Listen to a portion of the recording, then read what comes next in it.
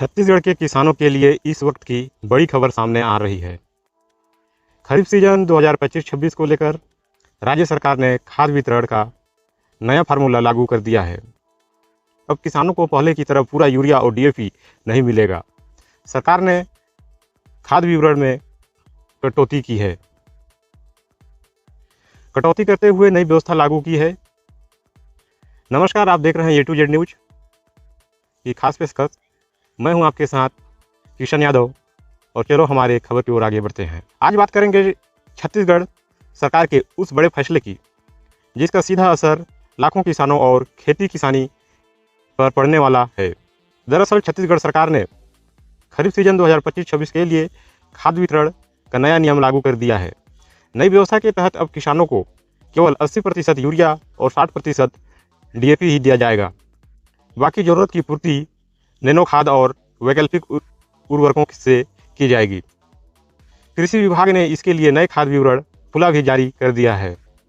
सरकार का कहना है कि इस फैसले का उद्देश्य संतुलित उर्वरक उपयोग को बढ़ावा देना है ताकि जमीन की उर्वरा शक्ति बनी रहे और खेती में रासायनिक खादों पर निर्भरता कम हो सके। लेकिन इस फैसले से बाद कई किसानों के बीच चिंता की बढ़ गई है, क्योंकि खरीफ सीजन शुरू होने वाला है और ऐसे समय में खाद वितरण में कटौती को लेकर कई सवाल उठने लगे हैं। अब आपकी नई व्यवस्था है क्या? पहले किसानों को उनकी ज़रूरत के हिसाब से यूरिया और डीएपी की पूरी मात्रा उपलब्ध कराई जाती थी, लेकिन अब सरकार ने तय किया है कि यूरिया की केवल 80% मात्रा ही किसानों को दी जाएगी, जबकि डीएपी की मात्रा सिर्फ 60% तक सीमित रहेगी। बाकी खाद की पूर्ति नैनो यूरिया और अन्य वैकल्पिक उर्वरकों से की जाएगी। सरकार का दावा है कि नैनो खाद कम मात्रा में ज़्यादा असरदार होती है और इसके फसलों को गुणवत्ता बेहतर होती है। साथ ही मिट्टी की सेहत भी खराब नहीं होगी।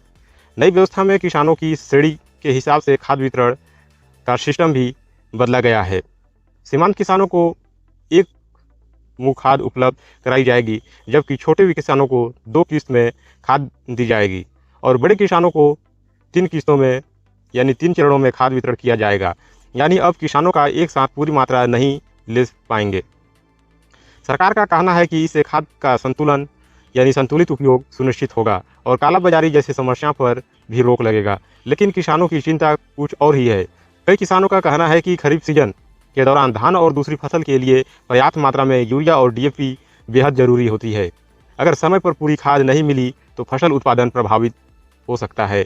किसानों का यह भी कहना है कि गांव में अभी भी नैनो खाद को लेकर जागरूकता कम है और कई किसान इसके इस्तेमाल और प्रभाव को लेकर पूरी तरह आश्वस्त नहीं हैं।